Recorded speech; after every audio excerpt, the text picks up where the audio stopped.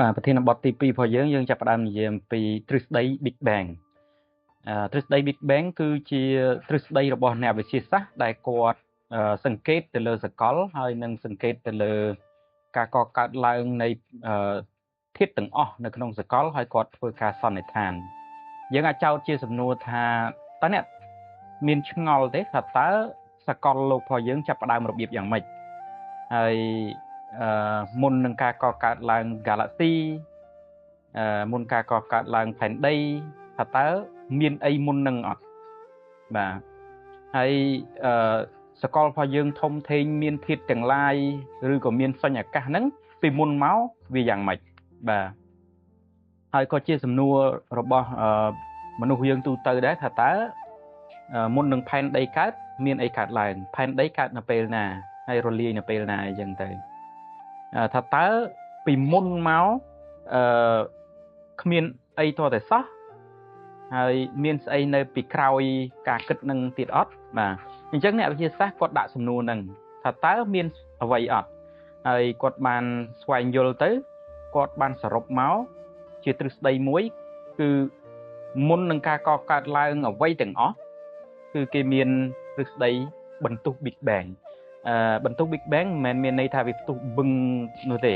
បន្ទុះ Big Bang បានន័យថាវាចាប់ផ្ដើមរីកមាឌយកតែម្ដងបាទឥឡូវយើងទៅមួយបាទBig Bang គឺជាទ្រឹស្ដីដែលអ្នកវិទ្យាសាស្ត្រសន្និដ្ឋានឬក៏សន្មតថាវាចាប់ផ្ដើមឡើងមុនគេបង្អស់បាទហើយបន្ទុះ Big Bang កើតឡើងគឺដោយសារចំណុចមួយហ្នឹងវាក្តៅខ្លាំងហើយវាមានសម្ពាធខ្លាំងមែនទែនហើយធ្វើឲ្យវារីកតែម្ដងហើយការផ្ទុះនោះគឺជាលក្ខណៈរីកមាឌបាទហើយល្បឿននៃការរីកមាឌរបស់វាគឺស្មើនឹងល្បឿនពន្លឺហើយការរីករបស់វាគឺលឿនណាស់ដែលយើងពិបាកក្នុងការសង្កេតមើលដោយភ្នែកប៉ុន្តែវាត្រូវបានសង្កេតមើលតាមរយៈtelescope ដែលមានសមត្ថភាពសង្កេតមើលឆ្ងាយដល់ថ្នាក់យើងអាចមើលឃើញការផ្លាស់ទីរបស់ Galaxy ឬក៏ភពដតីឬក៏ប្រព័ន្ធព្រះអាទិត្យដតីហ្នឹងអញ្ចឹងគេសន្និដ្ឋានថាសកលលោករបស់យើងកំពុងតែរីកមាឌបាទអញ្ចឹងកាលណាវាកំពុងរីកបានន័យថាពីមុនវារួមបាទអញ្ចឹងហើយបានគេថាពីមុនមកមានចំណុចទូចមួយអត់មានអីក្នុងសកលដល់ពេលវារីកអញ្ចឹងទៅក៏វាមានចាប់ផ្ដើមមានធាតុវាមាន dark matter dark energy ដែលយើងនិយាយនៅប្រធានបទទី1ហើយក៏វាចាប់ផ្ដើមคล้ายទៅជាសកលបាទហើយជាធម្មតានៅពេលដែលយើងនិយាយអំពី space ឬក៏សុញ្ញអាកាសគឺវាស្ថិតនៅក្នុងសកលបាទវាស្ថិតនៅក្នុងចក្រវាលដែលកកើតហើយប៉ុន្តែនៅក្នុងទ្រឹស្ដី Big Bang មុន Big Bang គឺគ្មាន space ទេអត់មាន space ទេបាទគឺ nothing គ្មានអីទាំងអស់សូម្បីតែភាពងងឹតក៏គ្មានថាមពលក៏គ្មានអញ្ចឹងបានន័យថាគ្មានអ្វីទាំងអស់ហ្មងហើយចំពោះខ្ញុំតែងតែមានសំណួរដែរប៉ុន្តែគ្រាន់ថាបើសិនជាសួរអ្នកវិទ្យាសាស្ត្រក៏គាត់មិនដឹងថាបកស្រាយយ៉ាងម៉េចហើយយើងក៏មិនដឹងយល់ថាម៉េចមុនគ្មានអ្វីគឺគ្មានអ្វីបានន័យថា nothing before something happened and there's nothing in something យើងអាចនិយាយថា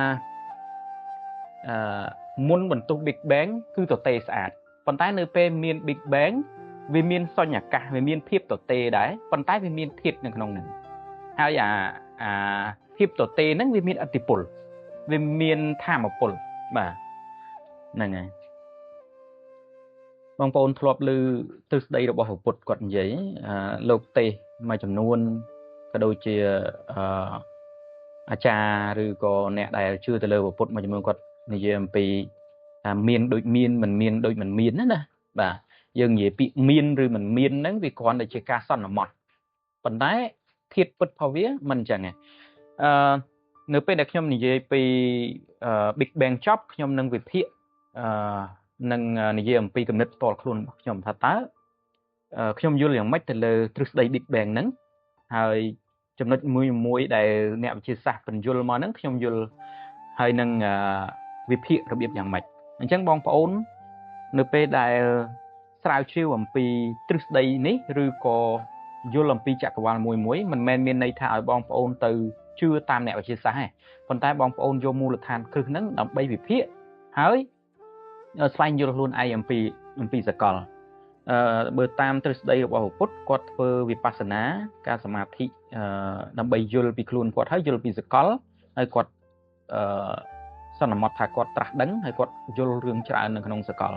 ប៉ុន្តែវិទ្យាសាស្ត្រខុសពីហ្នឹងគឺស្វែងយល់តាមរយៈហេតុហើយនឹងផលហើយពីមួយដំណាក់កាលទៅមួយដំណាក់កាលវាមានការអភិវឌ្ឍនៃការយល់ហ្នឹងអញ្ចឹងมันប្រកាសថាពេលនេះគាត់និយាយត្រូវទេ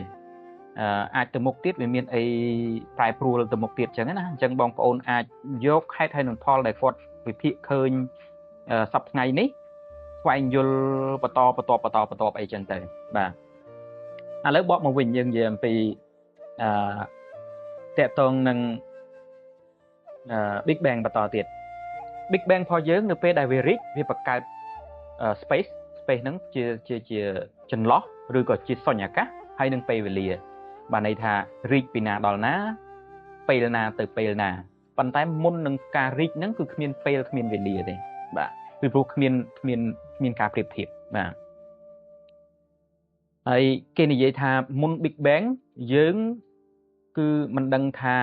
មានអ្វីកើតឡើងទេមិនដឹងថាមានជាធាតុឬក៏ស្អីនៅដែលនៅក្នុងភាពទទេនោះទេអញ្ចឹងយើងអាចនិយាយថាទ្រឹស្ដីនៃ Big Bang គឺនិយាយអំពីការរីកមាឌនៃចំណុចក្តៅហើយសម្ពាធខ្ពស់មួយរីក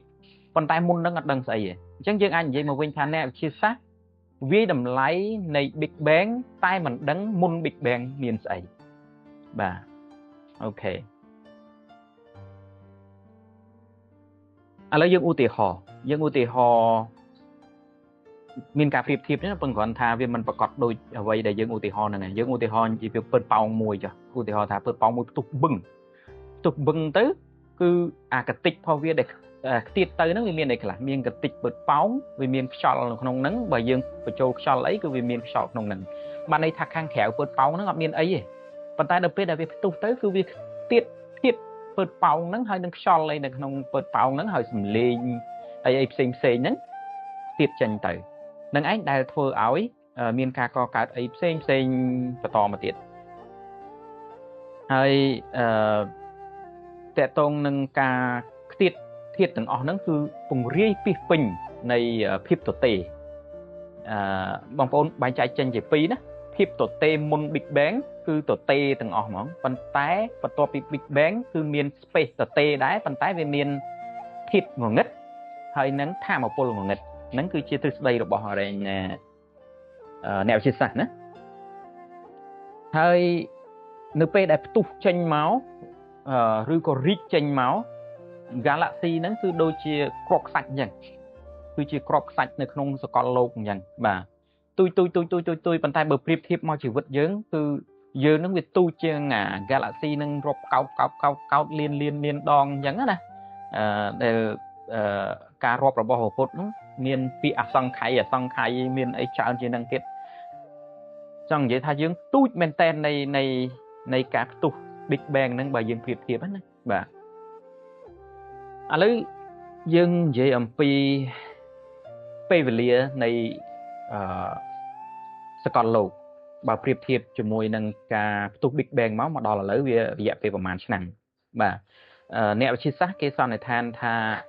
តាំងពីផ្ទុះ Big Bang មកយើងនិយាយផ្ទុះអត់ត្រូវយើងនិយាយពីការរីកមាឌ Big Bang មកគឺមានរយៈពេល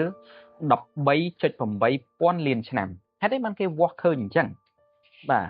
អញ្ចឹងខ្ញុំនឹងចាប់ផ្ដើមបំបែកទៅចំណុចតូចមួយនិយាយលំអិតទី1យើងនិយាយពីចំណុចនាទី0នាទីចុះឬក៏នៅក្នុងពុទ្ធសាសនាយើងនិយាយពីខណៈពេលណាវាតូចជាងនាទីទៀតឥឡូវនៅក្នុងខណៈពេលមួយនឹងចាប់ផ្ដើមហ្នឹងនៅក្នុងចក្រវាឡរបស់យើងហ្នឹងគឺមានចំណុចមួយដែលក្តៅហើយមានសម្ពាធខ្លាំងហើយច្បាប់នៃ physics ច្បាប់នៃរូបវិទ្យាហ្នឹងបានចាប់ផ្ដើមឡើងបានន័យថាវាចាប់ផ្ដើមរីកយកហ្មងបាទរីក hơi pe về lia chập pram láng ban đây thà vị này ti nắng rít khoao máu pe về lia rọp chanh màu mà rọp chanh mà đo pe nắng cứ đập bay chết tầm bay pon liền nè vì một nắng cứ ở bên pe về lia thì vì pro miền ai priệp thiệp ban đây thà cứ tụt tê sát mà nắng thà priệp thiệp cho môi sấy bờ dương miền ca co cái miền slap dương miền ca priệp thiệp miền phục vơ trong mình thế dương miền ca priệp thiệp còn này anh tụt tê sát xong bây giờ thiệp một ngất của miền sấy của miền cái gì thà sôn chân màวันนี้เบอร์เอาเนี่ยชีสาบ่อซ้ายบ่อสายจะเนี่ยนะที่ปรากฏทามุนนังเงิมดังใส่ได้บ่าจำนวนที่ปียังยี่ปีใบวินาทีบรรทบปีการิเมียดหนึ่งกับตุ้งหนึ่งคือเมียนทำอพลบานจองครองหรือนงสกอลพอเยอะทำอพลตั้งออกหนึ่งเฮยเวียประกาศโปรตองเฮยเดินตรงvà tham một pol từng ở nắng proton nâng nơi trống bạc cát lãng hay bây giờ giờ phi bay nít ti và to phi cát tu nắng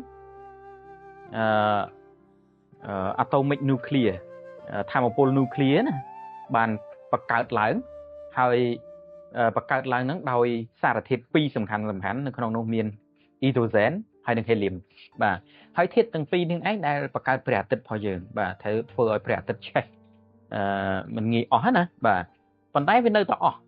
chẳng hay bạn được đại việt xả thiết hydrogen nắng từ trẻ tật mùi về tục từ chia supernova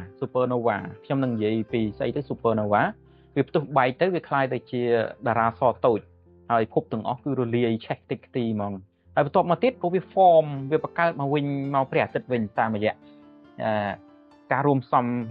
riêng hydrogen năng helium check tới helium năng bà hay bậtตัวปีใบรอยไปสักเมินชนคือเมียนการก่อการลายเหนือตุ่มบ่าตุ่มเซ็งเซ็งอย่างจังใจhayบทตัวมาติดเมียนปนลือขาดลายการหน้าตุ่มขาดลายวิบกลุ่มนี้วิจับดามเมียนปนลือขาดลาย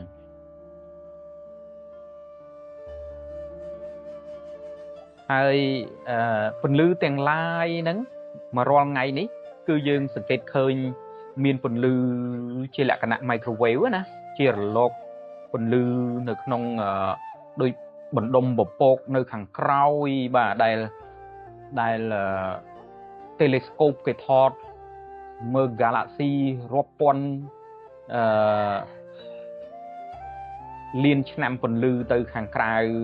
มิลกี้เวย์พอยังสกอลพอยังนั้นเกี่ยวกับ observable universe นั้นบ้านในท่าชีกาแล็กซีแต่ยังอาจมือเคยบนใต้เป็นเอาง่ายแมนเทนได้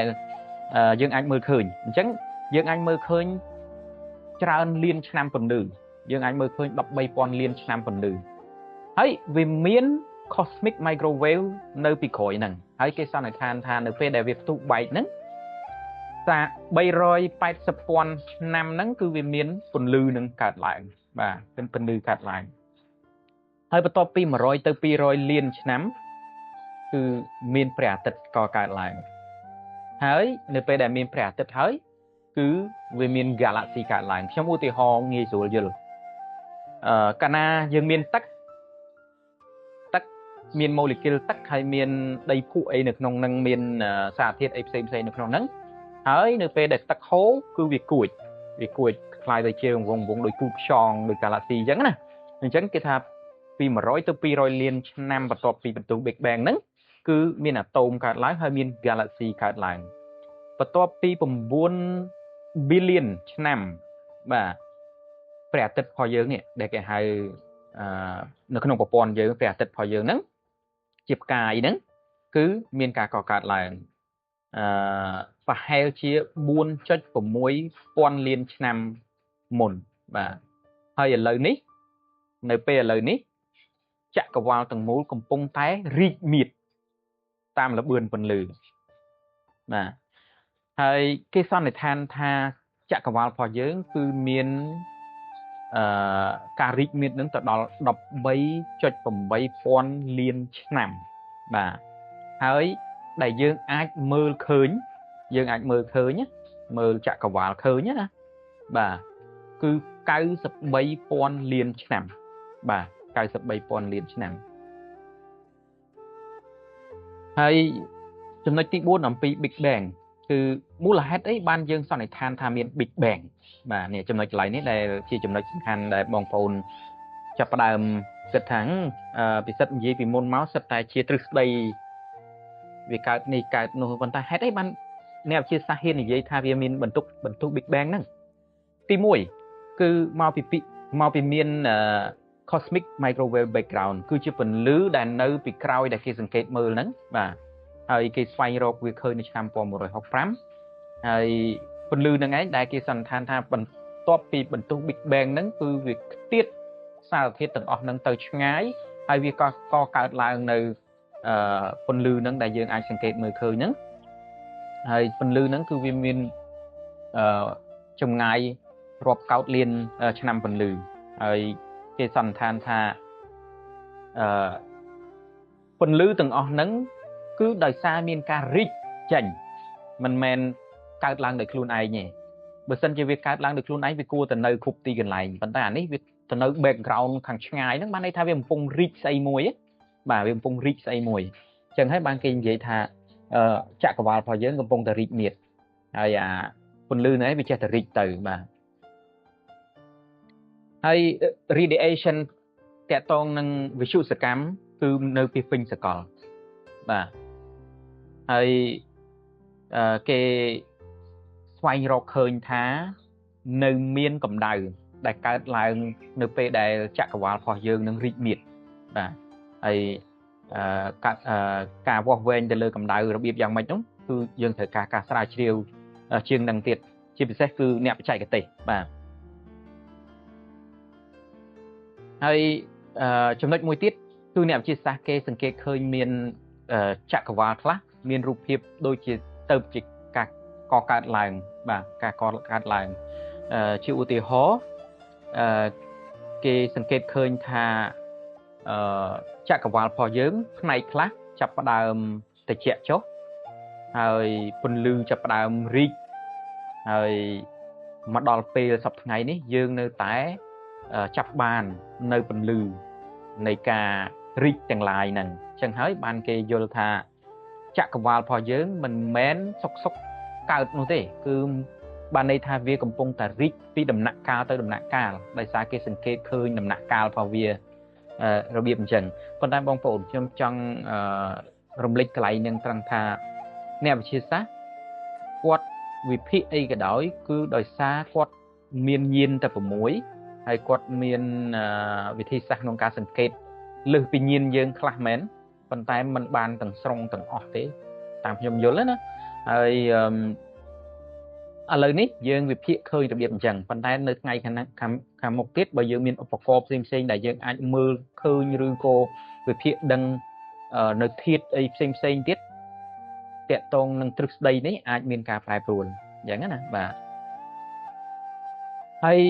ហេតុផលទី2ហេតុផលទី1គឺដោយសារ cosmic microwave background ណាហេតុផលទី2គេនិយាយអំពី redshift of galaxy redshift ហ្នឹងបានន័យថា galaxy គឺវាកំពុងតែចាកឆ្ងាយពីគ្នាវាធាក់គ្នាចេញឬក៏វាយើងនិយាយថាម៉េចនិយាយថាវាកំពុងតែចាកចេញពីគ្នារីកចេញពីគ្នាអញ្ចឹងទៅអញ្ចឹងគេយល់ឃើញថាប្រកាសជាមានការចាប់ផ្ដើមណាមួយដែលធ្វើឲ្យ galaxy ហ្នឹង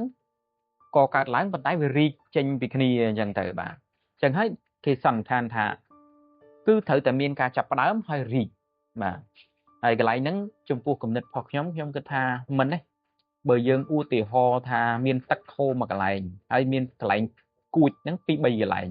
កន្លែងគួចខ្លះវាគួចចូលគ្នាកន្លែងគួចខ្លះវាគួចចាក់ចេញគ្នាអញ្ចឹងយើងអាចនិយាយថា redshift galaxy ហ្នឹងពេលខ្លះ galaxy ខ្លះវាកំពុងតែធ្វើដំណើរមកបុកគ្នា galaxy ខ្លះវាកំពុងតែធ្វើដំណើរចេញពីគ្នាហេតុផលនេះខ្ញុំគិតថាទាញទៅសន្និដ្ឋានថា Big Bang អត់ត្រូវបាទហើយគេសង្កេតមើលឃើញណាគេថា galaxy ដែលឆ្ងាយពីគ្នាហ្នឹងកាន់តែទៅឆ្ងាយពីគ្នាថែមទៅទៀតបាទហើយអ្វីដែលគេសង្កេតឃើញតាមរយៈ telescope Edwin Hubble បាទឥឡូវយើងមកមើលគេបញ្យល់បន្តិច គេបញ្យល់ថាមូលហេតុដែលគេសង្កេតឃើញថា galaxy កំពុងតែហោះចេញពីគ្នាហ្នឹងគឺតាមរយៈពន្លឺដែល object ហ្នឹងគឺវាផ្លាស់ទីចេញពីគ្នាបាទពន្លឺវាផ្លាស់ទីចេញពីគ្នាចឹងគេវាស់តាមល្បឿនពន្លឺតាមអីទៅគេដឹងថាពន្លឺកំពុងតែធ្វើដំណើរចេញអញ្ចឹងណាបងប្អូនបាទហើយមូលហេតុដែលគេដឹងថាពន្លឺកំពុងតែចាក់ចេញពីគ្នាហ្នឹងគឺដោយសារពន្លឺវាកាន់តែក្រហមទៅពន្លឺក្រហមកាន់តែក្រហមកាន់តែបង្ហាញថាពន្លឺវាកាន់តែឆ្ងាយបាទប៉ុន្តែมันប្រកាសថាអញ្ចឹង 100%ទេប៉ុន្តែទ្រឹស្ដីនេះរូបមន្តនេះអាចធ្វើឲ្យគេយកមកជាចំណុចដែលវាតម្លៃថា galaxy ឬក៏ភពឬក៏ផ្កាយហ្នឹងកំពុងតែចាក់ឆ្ងាយទៅខ្ញុំឧទាហរណ៍ថាគេរកឃើញព្រះអាទិត្យមួយពីមុនពណ៌ក្រហម 10% យូរទៅ 20% 30% រាប់ពាន់ឆ្នាំទៅកាន់តែក្រហមទៅបានន័យថាវាកំពុងតែចាក់ចេញប៉ុន្តែក៏មានទ្រឹស្ដីមួយទៀតត្រង់ថាវាអាចកំពុងតែខូចរូបរាងអីចឹងទៅប៉ុន្តែជាធម្មតាផ្កាយវាមិនអាចខូចរូបរាងលឿនទេប៉ុន្តែបើសិនជាវាវិលកាន់តែឆ្ងាយកាន់តែលឿនវាកាន់តែក្រហមបាទចឹងហើយបានគេហៅដាក់ថា redshift galaxy ណាកាន់តែបង្ហាញលេខកូដក្រហមតិចម្ដងបានន័យថាវាកំពុងតែចាក់ឆ្ងាយទៅបាទចំណុចទី3មូលហេតុអីបានគេវិភាគថាមានបន្ទុះ Big Bang គឺដោយសារ abundance of hydrogen and helium ការបាត់បង់នៅ hydrogen ហើយនិង helium បាទ Big Bang គឺត្រូវបានគេទស្សន៍ទាយថាកើតឡើងដោយ hydrogen ហើយ helium វាកើតឡើងដោយបណ្ដុំហ្នឹងប៉ុន្តែនៅពេលដែលវាមានការបាត់បង់គឺបានន័យថាមានការចាប់ផ្ដើមនៃបណ្ដុំ hydrogen និង helium ហើយវារីកយូរទៅវាបាត់បង់hydrogen ហើយ helium ហើយមូលហេតុដោយសារគេរកឃើញ hydrogen ហើយ helium ហ្នឹងបាទដែលគេនិយាយថានៅពេលដែល Big Bang ផ្ទុះចេញមកគឺវាមានធាតុពីរហ្នឹងរីកចេញមកយើងឧទាហរណ៍មួយនោះតាក់ទងនឹងពើប៉ោងនៅពេលវាផ្ទុះវាញែកទាំងស្បែករបស់វាទាំងធាតុនៅក្នុងពើប៉ោងហ្នឹងហើយធាតុពើប៉ោងនោះវាចាប់ផ្ដើមបែកខ្សែកហើយវាកាន់តែមុនដំបូងនៅក្នុងពើប៉ោងវាមានសម្ពាធខ្លាំងណាយើងវាស់ទៅមានសម្ពាធខ្លាំងវាច្រើនប៉ុន្តែដល់ពេលបែកបាច់សាច់ទៅវាកាន់តែធូរហើយគេអាចវាស់ឃើញថានៅក្នុងសកលរបស់យើងហ្នឹងមានធាតុហ្នឹងគឺបានន័យថាវាចេញពីចំណុចណាមួយមកបាទហ្នឹងហើយបាទពីព្រោះទ្រឹស្ដីរបស់គេគឺ Big Bang រីកគឺដោយសារ helium ហើយនិង hydrogen ហ្នឹងឯងហើយព្រះអាទិត្យរបស់យើងកើតឡើងក៏ដោយសារ helium ហើយនិង hydrogen ហ្នឹងដែរបាទហើយការសង្កេតរបស់គេទៅលើការកកើតនៃផ្កាយការកកើតនៃ galaxy ដែលគេមើលបានរាប់ពាន់លានឆ្នាំហើយ galaxy ណាទៅកើតហើយផ្កាយណាទៅកើតហ្នឹងណាបងប្អូនគឺវាស៊ីគ្នាជាមួយនឹងទ្រឹស្ដីហ្នឹងបាទអញ្ចឹងហើយបានគេសន្និដ្ឋានថាវាមានបន្ទុះ Big Bang កើតឡើងតាមរយៈហេតុផលប្រមាណចំណុចហ្នឹងបាទឥឡូវយើងនិយាយអំពីធាតុហើយនឹងធម្មពលក៏កើតឡើងបន្តិចណាបាទតាមទ្រឹស្ដីរបស់ Einstein គាត់និយាយថា E ស្មើ mc carré បាទគឺធាតុទាំងអស់គឺសុទ្ធតែមាន mass ហើយនឹងមានធម្មពលបាទឲ្យតែធាតុណាមាន mass គឺមានធម្មពលអញ្ចឹង energy ហ្នឹងគឺអាចបង្កើតមកជាធាតុបានធម្មពលនឹងអាចបង្កើតមកជាធាតុបានអញ្ចឹងនៅក្នុងសកលលោករបស់យើងនឹងយើងមើលទៅទទេទេមានធាតុ hydrogen ហើយនិង helium ប៉ុន្តែយូរវាគុំគ្នាទៅវាបង្កើតបានព្រះអាទិត្យហើយបងប្អូនព្រះអាទិត្យរបស់យើងបង្កើតមួយរាប់ពាន់លានឆ្នាំនៅពេលដែលវាបង្កើតយូរវាឆេះយូរទៅវាមានកំណកคล้ายទៅជាសារធាតុរឹងនៅក្នុងស្នូលហើយនៅពេលដែលវាផ្ទុះคล้ายទៅជាបន្ទុះsupernova វាបែកអរេងនៃ helium បែក hydrogen វាឆេះអស់ទៅវាបែកអាសារធាតុទាំងអស់ហ្នឹងคล้ายទៅជាអាចផ្កាយคล้ายទៅជាភពហើយភពទាំងអស់ហ្នឹង សំទោអាចផ្កាយទាំងអស់ហ្នឹងវាអាចចាប់គ្នាខ្លាយទៅជាភពបាទហើយអាណាតោងអាណាអីចឹងទៅវាដូចជាថាគ្រប់ផ្កាយទាំងអស់ហ្នឹងអាណាតោងគ្នាជាប់ទៅមូលទំនាញវាទាញចុះទាញឡើងទៅវាខ្លាយជាមូលខ្លាយជាភពអាណានៅក្បែរហ្នឹងទាញគ្នាចុះឡើងតាមរយៈរូបមន្តស្មើ MC ការ៉េហ្នឹងណាវាមានម៉ាស់មានធាតុមានធម៌ពលហ្នឹងយូរវាទៅជាមូលណាបងប្អូនបាទហ្នឹងហើយការកកើតឡើងមួយនេះវាមិនមែន100 200ឆ្នាំទេវារាប់ពាន់លានឆ្នាំដែលទ្រឹស្ដីពុទ្ធពេលខ្លះគាត់និយាយអំពីអសង្ខ័យឆ្នាំណាបាទរាប់កោតលានឆ្នាំរាប់កោតផែនដីរាប់កោតព្រះអាទិត្យហ្នឹងបាទ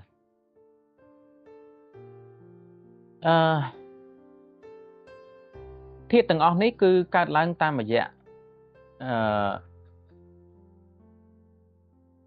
ចក្រវាឡរបស់យើងក្តៅខ្លាំងហើយមានធម៌ពលបរិសុទ្ធហើយនៅពេលដែលវាចាប់ផ្ដើមត្រជាក់ធម៌ពលទាំងអស់ហ្នឹងបង្កើតជារចនាសម្ព័ន្ធហើយរចនាសម្ព័ន្ធទាំងអស់ហ្នឹងបង្កើតជាអាតូមហើយអាតូមហ្នឹងបានបង្កើតជាផ្កាយហើយផ្កាយហ្នឹងបង្កើតជាធាតុធ្ងន់ហើយធាតុទាំងអស់ហ្នឹងបង្កើតជាភពហើយភពហ្នឹងបានចាប់ផ្ដើមបង្កើតជីវិតបាទអញ្ចឹងយើងនិយាយមកវិញថាជីវិតយើងអត់ទាន់និយាយដល់មនុស្សទេជីវិតតូចជីវិតទាំងអស់នឹងកើតឡើងមកពីភាពទទេនិយាយឡើងវិញណារូបមន្តរបស់វាស្មើ MC ការ៉េenergy ជាធម៌ពលគឺបង្កើតឡើងដោយភាពទទេគ្មានអ្វីហើយបង្កើតឡើងមកជាធាតុហ្នឹងគឺដោយសារវាក្តៅហើយវាមានធម៌ពលហើយបន្ទាប់មកវាបង្កើតជារចនាសម្ព័ន្ធបាទរចនាសម្ព័ន្ធបង្កើតអាតូមហើយអាតូមនឹងបង្កើតភពបង្កើតព្រះអាទិត្យបង្កើតវត្ថុធ្ងន់ដូចជាដែកដូចជាអីផ្សេងនៅពេលវាផ្ទុះចេញទៅវាបង្កើតភពហើយភពទាំងអស់ហ្នឹងយូរទៅវាបង្កើតទៅជាសត្វបាទ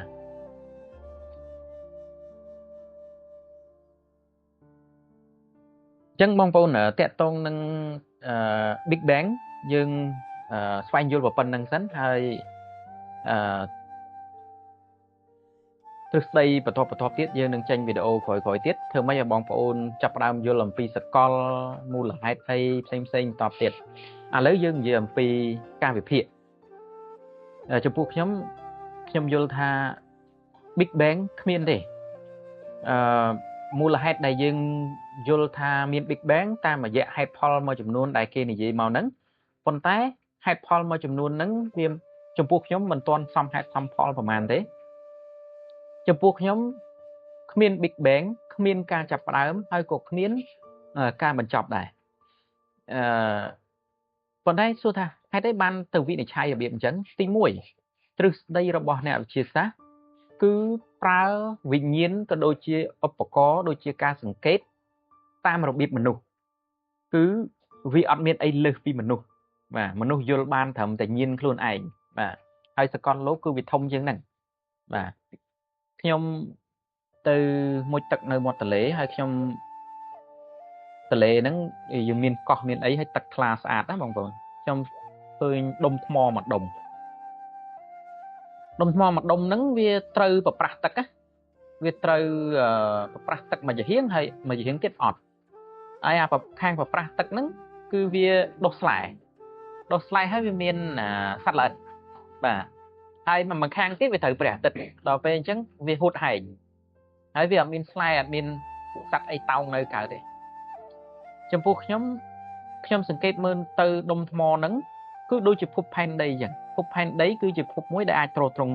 ជីវិតបានប៉ុន្តែវាមានភពដតីទៀតវាអត់ប៉ះជាមួយធាតុដែលអាចបង្កើតជីវិតបានហើយខ្ញុំចាប់ផ្ដើមមើលទៅទៀតនឹងដុំថ្មដែលប៉ះទឹកមួយចំហៀងអត់ប៉ះទឹកមួយចំហៀងចុះអាដុំថ្មនៅក្នុងរែងនៃទឹកទាំងអស់រាប់ពាន់លានដុំថ្មអានោះមិនទៅយើងដែលដឹងពីវាចុះអាដុំថ្មដែលអត់ត្រូវទឹកក៏ចុះអាដុំថ្មជាប់នៅលើមែកឈើចុះមែកឈើចុះដើមរុក្ខជាតិដតីយើងប្រៀបធៀបថាកោះដែលយើងទៅ តលេហើយនឹងកោះដែលយើងទៅទស្សនកិច្ចហ្នឹងជាសកលលោកចាយើងអាចឆ្លុះឃើញត្រឹមតែក្បែរផែនដីក្បែរសកលដែលយើងអាចឆ្លុះឃើញប៉ុន្តែចុះអាក្រៅពីនឹងរាប់កោបពាន់កោបលានឆ្នាំចេញពីនឹងទៀតវាមិនដឹងថាស្អីទៀតបាទឥឡូវនេះយើងរកឃើញត្រឹមតែភពប្រព័ន្ធព្រះអាទិត្យ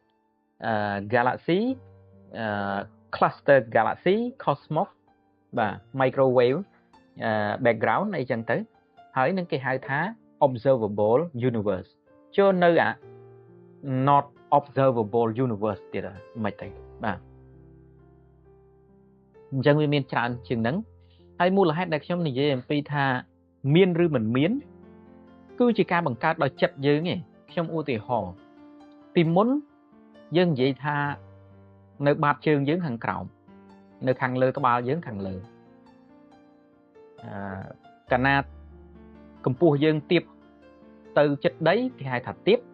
នៅពេលដែលយើងខ្ពស់ឡើងលើខ្លាំងគេហៅថាខ្ពស់អាហ្នឹងគេហៅពាក្យប្រៀបធៀបជា adjective ជាគុណនាមប៉ុន្តែនៅពេលដែលយើងមានយានអវកាសហោះដល់លើដែលហោះគឺភពពីឥឡូវឧទាហរណ៍ថានេះផែនដីហើយយើងនៅហ្នឹងយើងថាអាណាជាប់ផែនដីអាហ្នឹងទាបអាណាមកក្រៅផែនដីចេះអានេះខ្ពស់យន្តហោះខ្ពស់ប៉ុន្តែនៅពេលដែលយើងមានយានអវកាសមួយចេញផុតយើងនិយាយថាអារបស់ដែលនៅលើផែនដីហ្នឹងវាមានទាបមានខ្ពស់ឯណាទាបខ្ពស់ដោយសារយើងប្រៀបធៀបនៅផែនដីទេដល់ពេលយើងចេញក្រៅផែនដីមកវាអត់មានអាណាលើអាណាក្រោមអាណាទាបអាណាខ្ពស់ទេបបមកវិញនៅពេលដែលមនុស្សយើងប្រើបច្ចេកវិទ្យាសាស្ត្រសិក្សាយើងនិយាយថាមានការកកើតនិងមានការរលាយបាទប៉ុន្តែនៅបើចំពោះខ្ញុំគិតថាវាជាការគិតរបស់មនុស្សហើយខ្ញុំសង្កេតឃើញមានអ្នកប្រាជ្ញមួយគឺព្រះពុទ្ធគាត់និយាយថាយើងមិនអាចសួរនាំតាក់ទងការកើតហើយនឹងការរលាយបានទេវាប្រកាសជាមានការកើតនិងការរលាយប៉ុន្តែឥឡូវយើងនិយាយពាក្យធម្មពលបង្កើតធាតុបាទហេតុអីបានធម្មពលទៅបង្កើតធាតុបានយើងនិយាយថាការកកើតលុះត្រាតែមានស្អីមួយហើយបង្កើតអីមួយបាទប៉ុន្តែអានេះអត់មានអីសោះប៉ុន្តែបង្កើតមានអីបាទធម្មពលអត់មានអី space សតេសុញបាទ space សតេសុញមានតែ hydrogen ហើយ helium ហើយបង្កើតទៅជាព្រះអាទិត្យប៉ុន្តែវាប្រើរយៈពេលរាប់ពាន់លានឆ្នាំអញ្ចឹងទ្រឹស្ដីពុទ្ធមួយគាត់និយាយថាមានដូចមិនមានដូចមានគឺបានន័យថាភាពទទេសុញអាចបង្កើតឲ្យមានហើយការកើតមាននឹងរហូតមកដល់ជីវិតថ្ងៃហ្នឹងហើយដល់ពេលរួចវាបាត់បង់ទៅវិញហើយអាហ្នឹងវាកើតដដែលចុះដដែលឡើងដដែលចុះដដែលឡើងជាវត្ត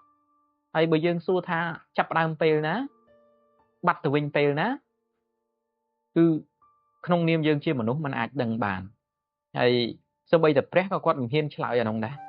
ពីព្រោះនៅពេលដែលគាត់យល់ដឹងរឿងហ្នឹងខ្ញុំគិតថាចម្លើយរបស់វាគឺវាគ្មានការកកើតហើយក៏គ្មានការរលាយដែលយើងយល់អញ្ចឹងដែរគឺវាអញ្ចឹងស្រេចតែម្ដងវា existing happen from non existing ឬក៏ non existing form existing បានន័យថាភាពទទេបង្កើតធាតុបង្កើតអ្វីទាំងអស់អ្វីទាំងអស់បង្កើតភាពទទេអញ្ចឹងណាបាទបើសិនជាបងប្អូនយល់ស្តៀងខ្ញុំយើងអាចទៅចែកគ្នាបន្ថែមទៀតបានតាក់ទងនឹងការវិភាគនឹងប៉ុន្តែទ្រឹស្ដីតាក់ទង Big Bang ទោះបីជាយើងសង្កេតឃើញហើយមានភស្តុតាងបញ្ជាក់ប្រមាណចំណុចខាងលើចំពោះខ្ញុំផ្ទាល់ខ្ញុំគិតថាវាអត់អញ្ចឹងទេបាទហ្នឹងហើយអរគុណច្រើនបងប្អូនតាក់ទងនឹង Big Bang ហើយយើងនឹងវិភាគតទៅមុខទៀតហើយទ្រឹស្ដីទាំងអស់នេះសំខាន់ណាស់បងប្អូនសម្រាប់នៅពេលដែលយើងយល់ថាយើងជាផ្នែកណាហើយយើងកកើតរបៀបយ៉ាងម៉េច